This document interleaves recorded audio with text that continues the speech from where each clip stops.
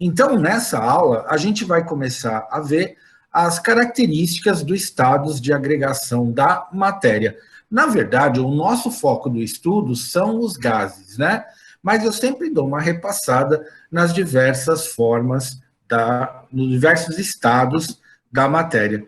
Então, para vocês se lembrarem, né? A matéria ela é majoritariamente dividida em sólidos, líquidos ou materiais gasosos. Os materiais sólidos, né, líquidos e gasosos, como estão sendo listados aí, tem mais estados da matéria, mas esses são os principais, tá? No caso das substâncias sólidas, elas têm moléculas e átomos geralmente empacotados, movimentação mínima e eles são organizados em formatos geométricos, que a gente chama de estrutura cristalina.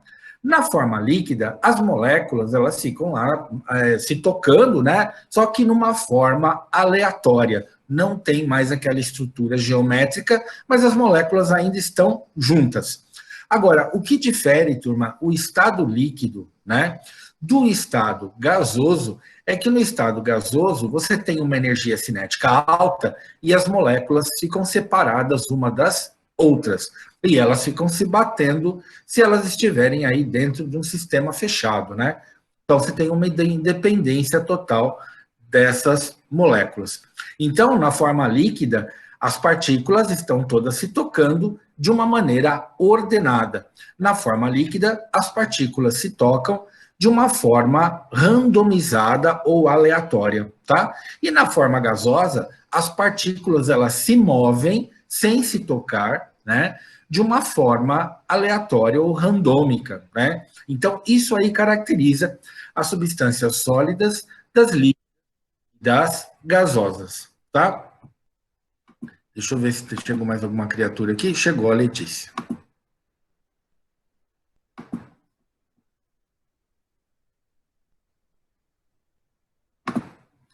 Então, sempre quando você pega uma substância sólida e você olha no microscópio, você vai identificar estruturas geométricas diversas, né? Existem mais ou menos 14 estruturas geométricas catalogadas que as substâncias sólidas podem dar origem, né?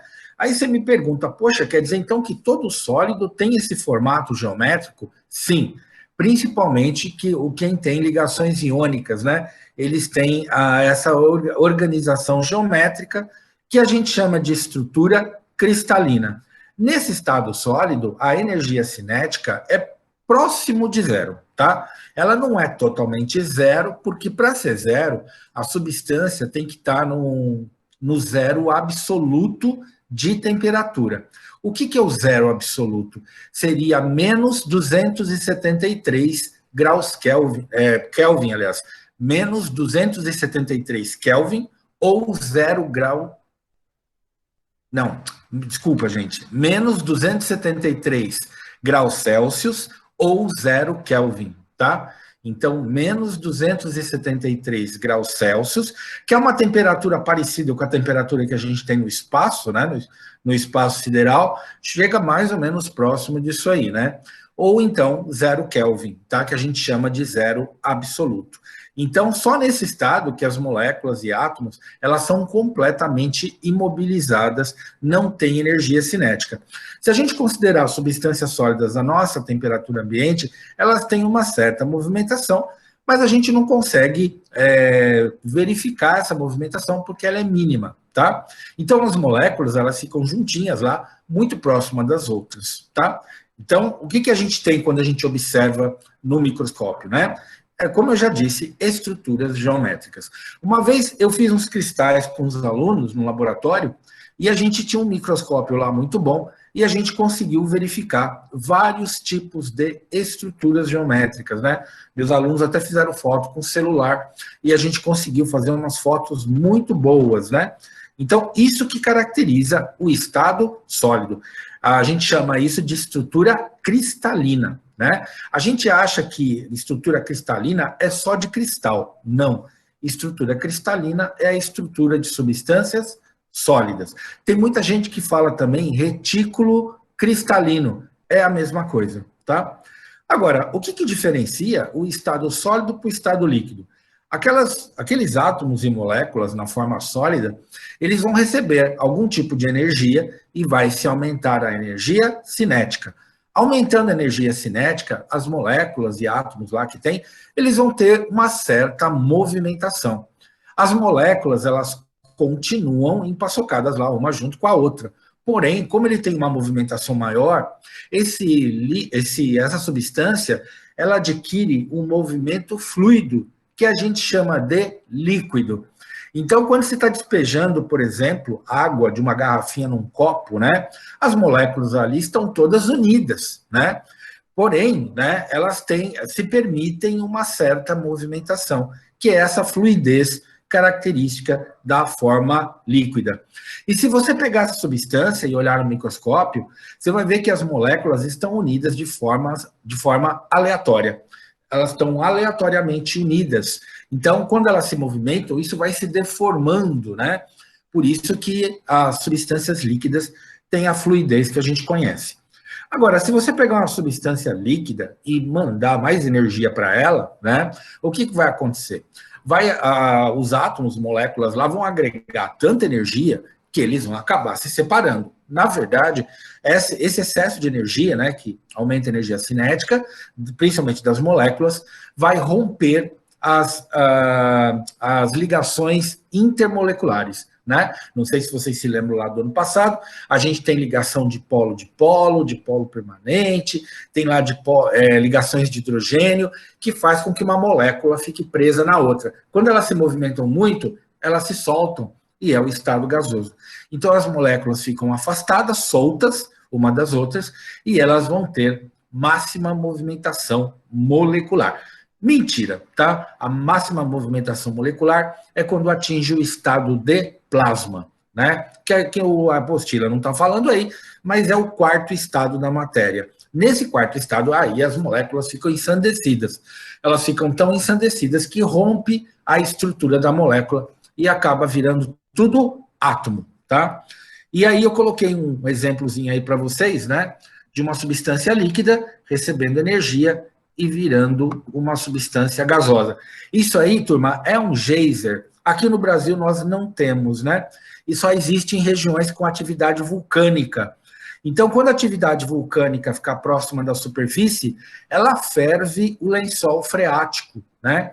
Então, aquela água que fica ali no subterrâneo, né? Então, vem aquele calor lá da região vulcânica, né? Das entranhas do planeta, lá da Terra do Capeta, e esse calor que vem lá do magma, ele vai fervendo, vai aquecendo o lençol freático.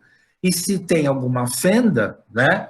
Esse vapor, ele vai sendo constantemente liberado, né?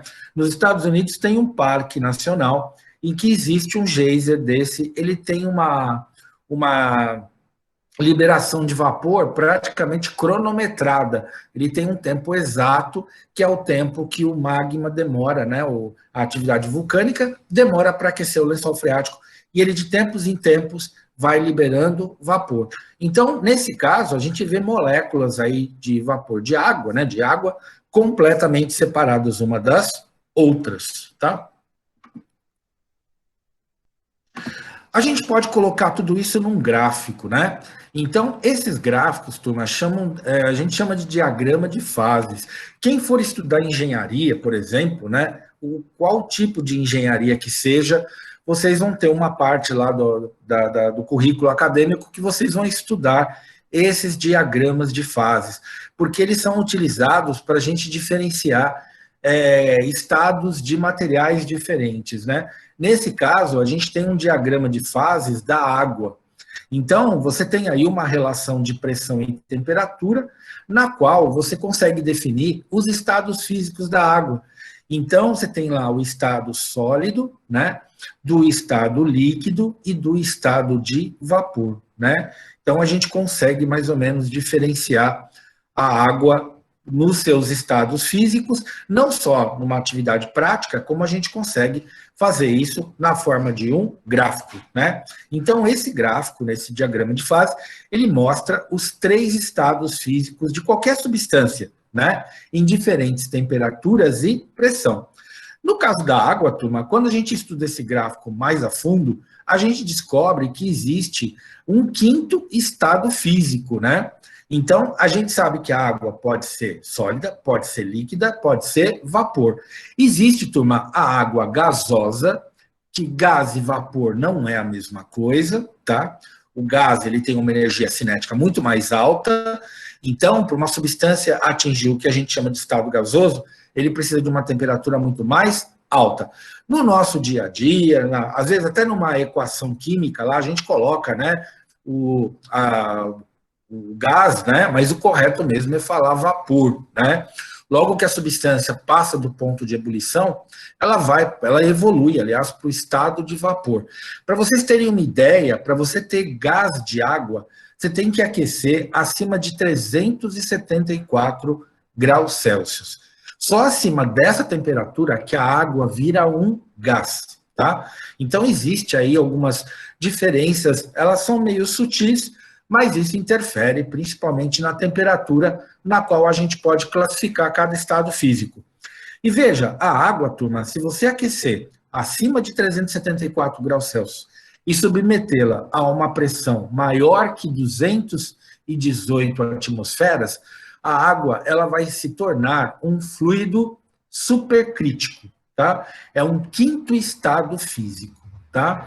Aí você fala, poxa vida, mas que estado é esse? Não é o estado de plasma? O estado de plasma, turma, é um estado energético, tá? Esse estado, turma, é um estado que ele fica ali entre o estado líquido e o estado gasoso. Na verdade, o fluido supercrítico, o material é gasoso, mas ele tem um comportamento de líquido. Você consegue, por exemplo, despejá-lo num recipiente e você pode utilizar esse fluido supercrítico para dissolver substâncias. A indústria, ela usa muito fluido supercrítico para dissolver substâncias, só que ela usa gás carbônico. Ela faz fluido supercrítico de gás carbônico, né? Ela usa muito em processos de dissolução, né? Professor, a gente vai aprender isso? Não, eu só estou mostrando para vocês como é que você pode ir a fundo, né? Estudando esses estados físicos, né? Então, a gente tem esses gráficos de pressão e temperatura e a gente consegue classificar por essas variações, nessas variáveis, né? Os diversos estados físicos. Bom, vamos falar de gás agora, né? Só que antes de falar de gás, eu vou falar para vocês de um conceito do que seja ideal. O que é algo ideal, né? Quando a gente fala de ideal, de idealizar alguma coisa, a gente fala de algo que está lá no nosso imaginário, no nosso fantástico, e que na maioria das vezes não existe no mundo real, tá? Porque muitas vezes, quando você estabelece um conceito ideal, você está estabelecendo uma perfeição suprema, né? Um exemplo de perfeito de beleza, né? E, professor, por que você está falando isso? Vou chegar lá. Então, olha, você pode, por exemplo, eleger um sanduíche ideal. Você fala assim, nossa, o meu sanduíche ideal, ele tem queijo cottage, ele tem carne de cabrito e ele tem uma cobertura creme de sei lá o quê, né? Então, você tem lá o seu conceito de sanduíche ideal. Você pode ter também o seu conceito de casa ideal, né? Ah, quando eu me casar, eu quero morar numa casa, quando eu ficar rico, eu quero morar numa casa que tenha um helicóptero no meu banheiro, que eu tenha lá um aquário na piscina, que eu possa nadar no meio dos peixes. Então, esse conceito ideal, muitas vezes, não condiz com o real. E a gente, muitas vezes, também, né? A gente personifica os nossos parceiros, as nossas parceiras, em pessoas ideais, né? E a gente sabe que o ser humano não é perfeito. Então, esse conceito de idealização, ele vale para um conceito imaginário e não para um conceito real. Isso, turma, acontece com o nosso estudo de gases, né? A gente vai estudar os gases e a gente vai admitir que esses gases sejam ideais. O que é um gás ideal, turma? É um gás que esteja numa condição em que não seja a nossa condição de atmosfera, por exemplo, que é um sistema aberto, que ele tem oscilações de temperatura, que existe outras substâncias, uma mistura, né? Então, todos os estudos que a gente for fazer agora, a gente vai estar dentro de um conceito de gás ideal. Esse conceito existe? Só existe em condições super hiper controladas, né? Condições fechadas, temperatura constante, pressão super controlada, né? A gente sabe que no estado natural do nosso planeta, a gente não tem essas condições. Então, tudo que a gente for considerar daqui para frente, a gente vai considerar os gases numa condição idealizada, tá? Então, esse gás ideal, turma, é muito próximo do conceito do que a gente consideraria um gás perfeito, tá? Mas é diferente de um gás real, né? Aí você fala assim, vou estudar o gás oxigênio, né? Você não pode estudar o oxigênio atmosférico, porque ele está no meio de um monte de bagulho, né, que tem lá na atmosfera, vapor de água, poeira, argônio, né? Você tem outros gases, então não dá. Você precisa de uma condição perfeita para você poder estudá-lo, né? E essa condição perfeita, turma, muitas vezes a gente concebe teoricamente. Então, esses nossos estudos, além deles admitirem um gás ideal, a gente vai fazer isso na teoria, tá? Então, muitos desses estudos de gás ideal, eles ocorrem sobre um ponto de vista teórico e não real, tá? Aí você me pergunta, mas qual é o objetivo disso? É a gente estudar, turma, as propriedades das substâncias sem considerar as variáveis que podem afetá-las, né? A gente vai estudar a essência da matéria, no que ela realmente tem de característica, né? Então, nesse modelo de gás ideal, imagina, por exemplo, a gente tem no desenho aí em cima, na imagem, aliás, né? Tem aí um frasco Erlenmeyer, tem uma tampinha de Teflon, e lá dentro tem uma ilustração do que seriam moléculas, claro que não é desse tamanho, mas a gente tem aí as moléculas circulando, né, moléculas gasosas, né, circulando aí nesse sistema fechado. Então, nesse modelo de gás ideal que a gente estuda, não pode ter tipo nenhum de atração. As moléculas não podem se atrair e reagirem entre si, tá?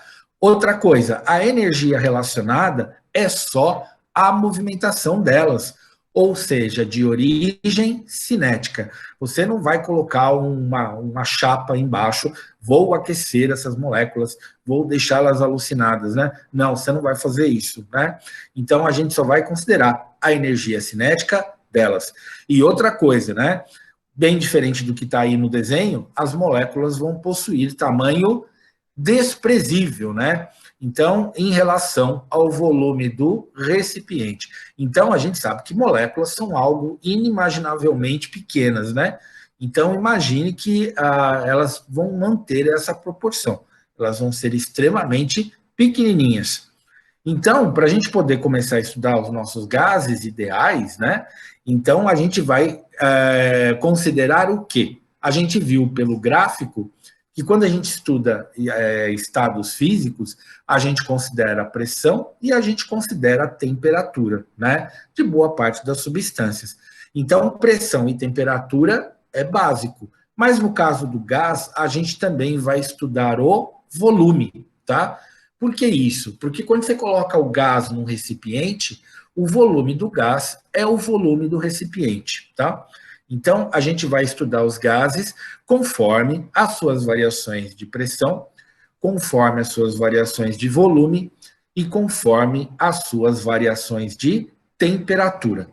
Mas vamos, o que é pressão? O que é volume e o que é temperatura, né? Então, vamos primeiro definir. Pressão, turma, a gente relaciona as colisões das moléculas do gás no interior do recipiente. Então, você tem lá uma quantidade de gás que está num balão, né? Numa bexiga. Vamos supor, você pegou uma bexiga, encheu a bexiga e amarrou lá a pontinha dela. Ficou com a bexiga cheia. Se você pegar essa bexiga e você espremer ela na mão, sem deixar vazar, se você espremer, o que você está fazendo? Você está exercendo uma pressão. Quando você exerce essa pressão, você está diminuindo o volume, o que vai acontecer com as moléculas lá dentro? Elas vão ter menos espaço para circular. Elas vão ficar dando mais cabeçada uma nas outras lá, né? Então, aumenta o número de colisões, tá? Então, quanto maior o número de colisões, maior a pressão, tá? Como é que a gente mede pressão? por atmosfera. Então, quem está na beira do mar aqui, como eu, né? Aqui na beira da praia, a gente mede a pressão de uma atmosfera. Qual que é a definição disso? Quando eu vou andar na praia, se eu pegar assim o topo da minha cabeça até o alto da estratosfera, existe, turma, uma coluna de gás na minha cabeça. Essa coluna de gás, que vai da minha cabeça até a estratosfera lá em cima, né, onde tem gás no nosso planeta, ela exerce um peso em cima da minha cabeça, né? Ela exerce uma pressão, e essa pressão a gente define como uma atmosfera, tá? E mais ou menos no século XVIII, século XIX, apareceu um italiano de nome Torricelli, e o Torricelli, ele começou a estudar a pressão atmosférica também, e ele pegou um equipamento parecido com um termômetro, né? E ele mediu a pressão atmosférica com um tubo que ele colocou mercúrio metálico. Mercúrio metálico, vocês sabem que é um metal líquido, né? Então, ele colocou lá mercúrio metálico e ele mediu mais ou menos a pressão atmosférica do nosso planeta. Ele também morava na beira da praia e ele chegou nessa pressão, 760 milímetros de mercúrio. Ele percebeu que na beira do mar, a pressão da atmosfera, ela desloca o mercúrio numa medida de 760 milímetros, tá? E que a gente conhece hoje por milímetros de Hg, ou então por Thor, que vem de Torricelli, não é o deus nórdico lá do martelo, não, né? Então, esse Thor vem de Torricelli, né? Torricelli, que é o italiano lá. Então, a gente usa muito uma atmosfera e nós usamos também 760 milímetros de mercúrio. Quando vocês estiverem na faculdade, principalmente quem vai estudar exatas, você vai aprender o que é o Pascal, né, que é do Sistema Internacional, e a gente também aprende o que é o bar, né? Você fala, todo mundo da faculdade vai tomar alguma coisa no bar. Não, não é esse bar. O bar é uma medida de pressão, tá? É uma outra como é que digamos, unidade para a gente se medir a pressão. E uma atmosfera é basicamente, né, aproximadamente um bar, tá? Uma atmosfera, um bar, uma atmosfera, 760 milímetros de mercúrio. Então, essas são as medidas aí de pressão. Quando a gente fala de volume, a gente está falando que o volume da substância gasosa é o próprio volume do recipiente, tá? Então, você coloca gás oxigênio puro dentro de um balão fechado, e esse balão tem lá 10 litros de volume. Então, o volume do gás será 10 litros, tá?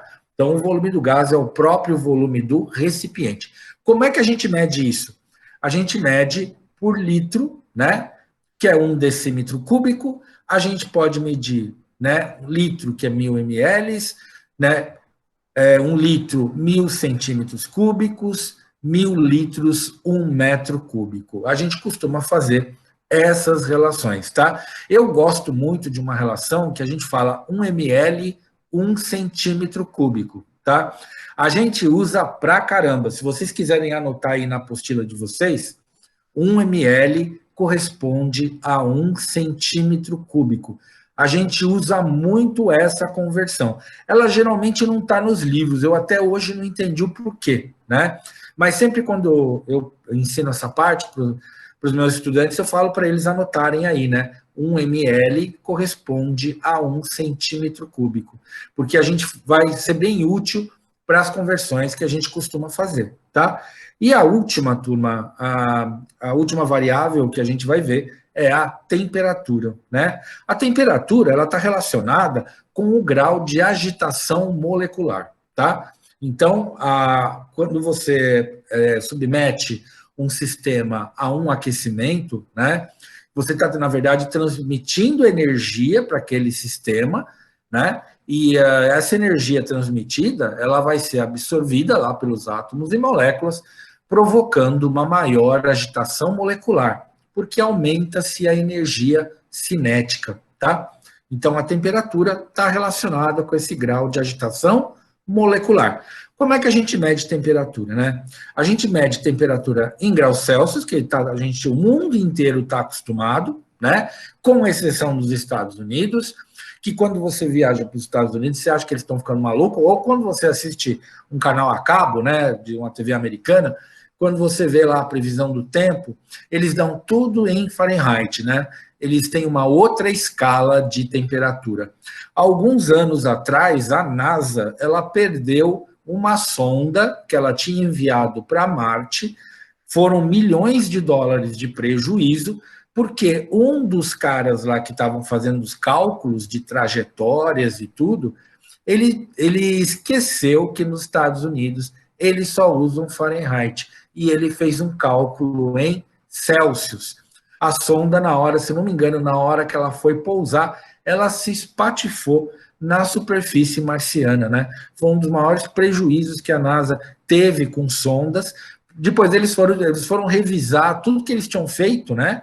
E eles descobriram que uma pessoinha lá tinha feito cálculo em Celsius, em graus Celsius, né? E eles fazem em Fahrenheit. Mas o mundo inteiro praticamente usa graus Celsius e o mundo inteiro também usa o Kelvin.